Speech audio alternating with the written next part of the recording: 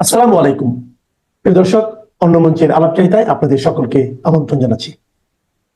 আগামী পরশুদিন ডাকসু নির্বাচন, ঢাকা বিশ্ববিদ্যালয় ছাত্র সংসদ নির্বাচন এবং স্বৈরাচার পতনের পরে এই নির্বাচন নিয়ে মানুষের ভিতরে অত্যন্ত উৎসাহ উদ্দীপনা। আমরা জানি যে শেখ হাসিনার আমলে মাত্র একবারই ডাকসু নির্বাচন হয়েছিল এবং সে নির্বাচনে প্রায় 11,000-এর মতো ভোট পেয়ে ভিপি নির্বাচিত হয়েছিলেন নুরুল হক নূর, যিনি বর্তমানে অসুস্থ, এবং দ্বিতীয় হয়েছিলেন ছাত্রলীগের সভাপতি রেজওয়ানুল হক শোভন সম্ভবত নাম।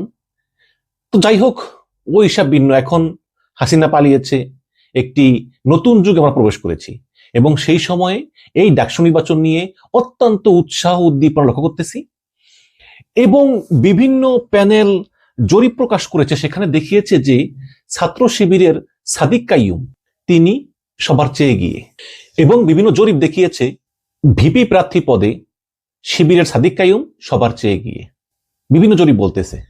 এবং আপনারা জানেন যে এই সাদিক কাইয়ুম তার কিন্তু এই জুলাই আন্দোলনে একটা বড় ভূমিকা ছিল, তিনি নেপথ্যে থেকে সবাইকে সহযোগিতা করেছেন। এই জুলাই আন্দোলন কিন্তু কারো একক কৃতিত্ব না, এটা আমি বারে বারে বলি, কিন্তু সেখানে অন্যদের সঙ্গে সাদিক কাইয়ুমেরও একটা ছোট্ট পার্ট ছিল। তো এই সাদিক কাইয়ুম তিনি বিপ্লবের পক্ষের শক্তি এবং তিনি ছাত্র শিবিরের নেতা এবং একজন সৎ লোক হিসাবে তার অত্যন্ত সুনাম এবং জনপ্রিয়তা আছে, এবং অন্যান্য যারা আছে তারাও ভালো। মোটামুটি আসলে এই ঢাকা বিশ্ববিদ্যালয় ছাত্র সংসদ নির্বাচনে যারাই অংশগ্রহণ করতেছেন সবাই মোটামুটি ক্লিন ইমেজের, আর বিএনপি যারা আছেন তারাও কিন্তু ক্লিন ইমেজের। যারা ঢাকা বিশ্ববিদ্যালয়ে পড়ে তারা কিন্তু আমার চেয়ে অনেক মেধাবী। আমি কিন্তু ঢাকা বিশ্ববিদ্যালয়ে ভর্তি পরীক্ষা দিয়ে উত্তীর্ণ হতে পারি নাই, আপনাদেরকে বলি, পারি নাই। পরে ঢাকা কলেজে চান্স পেয়েছি এবং জগন্নাথে চান্স পেয়েছি, তো পরে জগন্নাথে ভর্তি হয়েছি, ঢাকা কলেজে আর ভর্তি হয়নি। ঢাকা বিশ্ববিদ্যালয়ের একজন ছাত্র বা ছাত্রী তারা আমার চেয়ে অনেক জ্ঞানী। তারা কাকে ভোট দিবে কাকে ভোট দিবে না এটা কি তাদের চেয়ে বেশি বুঝবে কিছু ইউটিউবার? দেশ থেকে বিদেশ থেকে নসিহত করা হচ্ছে যে অমুক প্রার্থীকে ভোট দিন, অমুক প্রার্থীকে ভোট দিন, অমুক প্রার্থীকে ভোট দিয়ে এটা করুন। আমার কাছে অবাক লাগে ঢাকা বিশ্ববিদ্যালয়ে যেসব ছাত্ররা পড়ে সেই সব ছাত্রছাত্রীদেরকে পরামর্শ দিচ্ছে কিছু ইউটিউবার যারা জীবনেও বিশ্ববিদ্যালয়ের বারান্দা দিয়ে হাঁটে নাই। এখন আবার নতুন কিছু কথা হচ্ছে। আমার মনে কি জানেন, আমার মনে হয় যে জেনারেল ওয়াকারের ধৈর্যের পরীক্ষা চলতেছে। মানে তুমি চুপ কেন? এই যে দেখেন, যত যা গুজব ছড়ানো হয় ওয়াকার কিন্তু একদম চুপ, তিনি কোনো কথা বলেন না। এর জন্য গুজববাজদের কথা হলো যে তুমি চুপ কেন, তোমার নামে আমরা এমন এমন জঘন্য কথা বলবো, তোমাকে কথা বলতেই হবে, আর যদি না বলো আরো জঘন্য গুজব ছড়াবো, তারপরও তোমার মুখ থেকে আমরা কথা বের করবো, আরো জঘন্য গুজব ছড়াবো। মানে ওয়াকারের ধৈর্যের পরীক্ষা চলতেছে। আচ্ছা, আপনার কি মনে হয় যে ঢাকা বিশ্ববিদ্যালয়ে ছাত্র সংসদ নির্বাচন একটা ছোট নির্বাচন, এটাতে কারো মাথা ব্যথা আছে? ভারতের র কি খেয়ে দেয় কোনো কাম নেই? হ্যাঁ, র অ্যাক্টিভ আছে বড় পরিসরে, এইসব ছোটখাটো পরিসরে তো একটু থাকার কথা না। এবং যেই জেনারেল ওয়াকার তিনি হাসিনা পালিয়ে যাওয়ার পর সবার আগে যাকে কল করেছিলেন তিনি হচ্ছেন জামাতে ইসলামের আমির ডক্টর শফিকুর রহমান। ওই মুহূর্তে কিন্তু জামাত নিষিদ্ধ ছিল, খেয়াল রাখবেন, ওই মুহূর্তে জামাতের নিষিদ্ধ দল, সেই জামাতের সভাপতিকে জেনারেল ওয়াকার প্রথম কল করেছিলেন। এবং জেনারেল ওয়াকার তিনি বিবাহ সূত্রে শেখ হাসিনার আত্মীয় হলে কি হবে, তার নিজের সব পরিবার কিন্তু জামাত ইসলামের সমর্থক। তো যেই জেনারেল ওয়াকারুজ্জামান তিনি প্রথম কলটা করেছিলেন নিষিদ্ধ ঘোষিত দলের আমির ডক্টর শফিকুর রহমানকে, তিনি এখন তার যেই দুই ডেপুটি ব্রিগেডিয়ার শামস এবং ব্রিগেডিয়ার সেলিম আজাদ, এই দুজনকে নিয়ে ডাকসুর নির্বাচন ভণ্ডুল করবেন বলে বিভিন্ন লোকজন এই কথাগুলো ছড়াচ্ছে। এটা কি আপনাদের বিশ্বাসযোগ্য? দেখুন, জামাত ইসলাম নিয়ে আমার অবস্থান হচ্ছে যে তারা 71 সালে যাই করেছে বা না করেছে, বর্তমানে তারা দেশপ্রেমিক, এবং তারা যদি ঢাকা বিশ্ববিদ্যালয়ের ভিপি হয় বা এই দেশেরও প্রধানমন্ত্রী হয়, আমি মনে করি যে তারা দেশটা ভালোভাবে চালাবে, এতে আমার কোনো সন্দেহ নেই, তারা সৎ। কিন্তু যেই জেনারেল ওয়াকার তিনি সেনাবাহিনীর প্রধান হয়ে গণতন্ত্রের পক্ষে, তিনি বারে বারে বলতেছেন ডিসেম্বরে ইলেকশন হতে হবে, না হলে দেশটা অরাজকতার দিকে যাবে, এবং তাই কিন্তু যাচ্ছে। তাহলে তিনি কেন যেই ঢাকা বিশ্ববিদ্যালয়ের ছাত্র সংসদ একটা গণতান্ত্রিক ভাবে তাদের ভিপি পেতে যাচ্ছে, তাতে তিনি কেন বাগড়া দিবেন? এবং এই যে শামস এবং সেলিম আজাদের কথা বলা হচ্ছে, হ্যাঁ, এদের সব কর্মকাণ্ড যে সবার ভালো লাগবে তা না। এই দুইজনই কিন্তু সেই হাসিনা পলায়নের আগে যখন জেনারেল ওয়াকার তিনি ডিসিশন নিতে চান যে আসলে তিনি গুলি চালাবেন কি চালাবেন না, শেখ হাসিনার কথা না শুনলে কিন্তু সমস্যা। একজন সেনাপ্রধান প্রধানমন্ত্রী নির্দেশ অমান্য করলে কিন্তু তার শাস্তি ফাঁসি, আর দ্বিতীয়ত কিন্তু হাজার হাজার মানুষ মারা যাবে। এই সব যখন তিনি কনফিউশনে ছিলেন, তখন এই সেলিম আজাদ এবং শামস তাকে উৎসাহ জুগিয়েছেন। এবং এই দুজনের বিরুদ্ধে কিন্তু হাসিনার আমলে যে গুম খুন এসবের কোনো অভিযোগ নেই। তো এই শামস এবং সেলিম আজাদ তারা এখনো সেনাপ্রধানের পাশে আছেন, এবং এটাই কিন্তু কিছু মহল পছন্দ করতেছে না।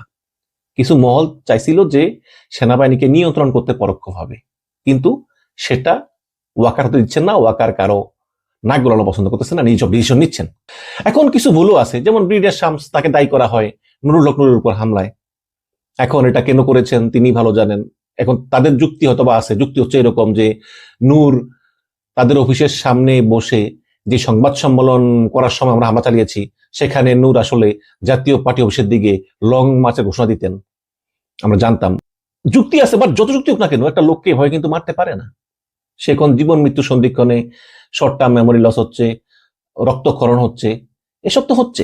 কিন্তু এটা কোনোভাবেই সত্যি নয় যে সেনাবাহিনী ডাকসু নির্বাচন প্রতিহত করতে চায়, কারণ সেখানে জামাত ইসলামের প্রার্থী সাদিক কাইয়ুমের জয়লাভের সম্ভাবনা বেশি। এবং এই সাদিক কাইয়ুমের জয়লাভের সম্ভাবনা বেশি, এটা বিভিন্ন জরিপে উঠে এলেও আমি মনে করি যে সাদিক কাইয়ুম জিতলেও তিনি সামান্য ব্যবধানেই জিতবেন। জরিপ সবসময় সত্য হয় না। ছাত্র দলের যে প্রার্থী আছেন তারও আকাশচুম্বী জনপ্রিয়তা আছে, মো ফাতেমা আছে, তারপরে বাকশাস আছে, তারপরে এই এনসিপির আছে। যাই হোক না কেন, সবচেয়ে বেশি জনপ্রিয়তা সাদিক কাইয়ুমের কোনো সন্দেহ নেই। আমি মনে করি সাদিক কাইয়ুম তিনি একজন যোগ্য ভিপি হবেন, কোনো সন্দেহ নেই। এবং নুরুল হক নূর ভিপি হলেও তিনি কাজ করতে প্রতি পদে পদে সমস্যার সম্মুখীন হচ্ছিলেন, ছাত্রলীগ কর্তৃক বাধাপ্রাপ্ত হচ্ছিলেন। কিন্তু বর্তমানে সাদিক কাইয়ুম জিতলে তিনি স্বাধীনভাবে কাজ করতে পারবেন। এই গণরুম, গেস্ট রুম, তারপরে অত্যাচার এগুলো থাকবে না। এখন দেখেন, জেনারেল ওয়াকারের বিরুদ্ধে কিন্তু পরিকল্পিত একটা গুজব চলতেছে। এর সামান্য কিছু সত্যতা আছে, যেমন জেনারেল ওয়াকার কিন্তু আসলেই চান যে যারা গুম খুনের জন্য দায়ী বা গণতার সঙ্গে জড়িত যে 22 জন, তাদের বিচারটা সামরিক আইনে হোক। কারণ সামরিক আইনে হলে একটু শাস্তির একটু কম হয় আর কি, সম্ভবত। এটা সত্য, এবং এটা নিয়ে তিনি দেন দরবারও করেছেন যে সত্য সেটা বলতেছি, কারণ গুজব তো বলে লাভ নেই। গুজব যারা ছড়ায় তারা আজও কালো ধরা পড়েই যায়। এর বাইরে আর কিছু না। General Waker BNP first the post চায় নাকি জামাত পিআর চায়, এগুলো নিয়ে সেনাবাহিনীর কোনো মাথা ব্যথা নাই। সেনাবাহিনী এগুলো কোনো মাথাও ঘামায় না। এই যে ওয়াকার সাহেব চীন সফর করলেন, চীন সফরের আউটকাম সম্পর্কে তিনি প্রধান উপদেষ্টাকে অবহিত করলেন, রাষ্ট্রপতিকে অবহিত করলেন। এটা তার দায়িত্ব, কারণ সে তো আর দেশের প্রধান না। তিনি গিয়েছেন সামরিক বিভিন্ন উন্নয়নমূলক সম্পর্ক জোরদার করতে আলোচনার জন্য। তো সেখানে তিনি গেলেন ডক্টর ইউনূসের কাছে। ওই একটা মহিলা আছে বিদেশ থেকে ফেসবুক করে, সে ইউটিউবে বলতেছে 3টা শর্ত দিয়েছেন সেনাপ্রধান ডক্টর ইউনূসকে, 3টা শর্ত। আবার কিছু কিছু ইউটিউবার বলতেছে সেনাপ্রধান রাষ্ট্রপতির কাছে গিয়ে বলেছেন জরুরি অবস্থা ঘোষণা করার জন্য। আমি বারে বারে বলেছি যে সেনাপ্রধানের রাষ্ট্রপতিকে জরুরি অবস্থা ঘোষণা করতে বলার কোনো ইখতিয়ার নাই, রাষ্ট্রপতিরও ক্ষমতা নাই জরুরি অবস্থা ঘোষণা করা। সংবিধান অনুযায়ী এটা মন্ত্রী পরিষদ থেকে আসতে হয়। তারপর কিছু গুজববাজ বললেন যে তখন রাষ্ট্রপতি সেনাপ্রধানকে বলেছেন যে তুমি তোমার স্বাস্থ্যের দিকে নজর দাও, তোমার তো পেট বেড়ে গিয়েছে, তুমি তোমার যে শরীরে দিয়ে খেয়াল রাখতে পারো না। এগুলো কোনো বাস্তব কথা, আপনার বিবেকের কাছে প্রশ্ন করুন। এগুলো কোনো বাস্তবযোগ্য কথা, এগুলো কোনো বাস্তবতা আছে সেসব কথা। তারপরে আবার বলেন যে সেনাপ্রধান বিচারপতির কাছে গিয়েছিলেন তত্ত্বাবধায়ক সরকারের বিষয়ে আলোচনা করার জন্য, যাতে সৈয়দ রেফাত আহমেদ নিজেই তত্ত্বাবধায়ক সরকার হন এবং জেনারেল ওয়াকার পরোক্ষভাবে ভূমিকা পালন করতে পারেন, যে কারাগার উপদেষ্টা হবেন। সেনাপ্রধান মূলত গিয়েছিলেন যে এই অভিযুক্ত সেনা কর্মকর্তাদের বিচার এটা সামরিক আইনে হবে নাকি সিভিল আইনে হবে, এটা সম্বন্ধে একটা পরামর্শ নেওয়ার জন্য। এটা আইনি পরামর্শ, এর বাইরে কিছু না। কিন্তু এগুলোকে পরিকল্পিতভাবে জেনারেল ওয়াকারের বিরুদ্ধে এইসব ছড়ানো হচ্ছে। তাকে বলা হয় ভারতের এজেন্ট। আচ্ছা, ভারতের সঙ্গে আমাদের জোর থাকবে না? নাই। ইউনূস ক্ষমতা আসার পরে ভারতের সঙ্গে আমাদের ব্যবসা কমেছে? কমে নাই তো। এই যে কিছুদিন আগে আমরা বিপুল পরিমাণে চাল কিনেছি, প্রচুর আমদানি হচ্ছে, জায়গায় জায়গায় সহযোগিতা কিন্তু হচ্ছে। আদানির টাকা কিন্তু হাসিনা দিত, আটকে রাখতো। ডক্টর ইউনূস সব ক্লিয়ার করে দিয়েছে। ভারত আমাদের বন্ধু না, শত্রু না, প্রতিবেশী। যে যে জায়গায় সম্পর্ক রাখার কথা সে জায়গায় রাখতে হবে। ভারতের সেনাপ্রধান ওয়াকারকে ফোন করে, পাকিস্তানের সেনাপ্রধান ওয়াকারকে ফোন করে, মিয়ানমারের সেনাপ্রধান ওয়াকারকে ফোন করে, ওয়াকারুজ্জামান সবার সঙ্গে সম্পর্ক বজায় রাখে। কার স্বার্থে? বাংলাদেশের স্বার্থে। এবং তার কাছে সবচেয়ে বড় হচ্ছে বাংলাদেশ। এবং জেনারেল ওয়াকার ভালো করেই জানে যে হাসিনা ফিরে এলে তাকে বিপদে পড়তে হবে। অলরেডি হাসিনা সাবেক মন্ত্রীরা বিভিন্ন বিষেধাগার করে ওয়াকারের বিরুদ্ধে, ওয়াকার মেরুদণ্ডহীন, ওয়াকারের কারণে আমাদের এই অধপতন, এই বিভিন্ন কথা হচ্ছে। এগুলো কি ওয়াকার জানে না? জানে। কিন্তু একটা কথা দেখতে বলতে পারি, জেনারেল ওয়াকার সেনা প্রধান হয়েও সে গণতন্ত্রের পক্ষে। সে চেষ্টা করবে যাতে ডাকসু নির্বাচন সফলভাবে সম্পন্ন হয়। ওয়াকার চেষ্টা করবে যাতে ফেব্রুয়ারি নির্বাচন, সাধারণ নির্বাচন, সেটা সফলভাবে সম্পন্ন হয় এবং নির্বাচিত সরকার ক্ষমতা গ্রহণ করে। তাহলেই ওয়াকার তার সেনাবাহিনীকে ব্যারাকে ফিরিয়ে নিতে পারবে এবং দেশের আইনশৃঙ্খলা পরিস্থিতি স্বাভাবিক হয়ে যাবে। এটাই হচ্ছে ওয়াকারের চাওয়া। এখন দর্শক, আপনাদেরকে আল্লাহ বিবেক দিয়েছে, বুদ্ধি দিয়েছে, চোখ দিয়েছে দেখার, কান দিয়েছে শোনার। সবকিছু বিশ্বাস করবেন না। নিজের বুদ্ধি বিবেচনা খাটিয়ে তারপর বিশ্বাস করবেন।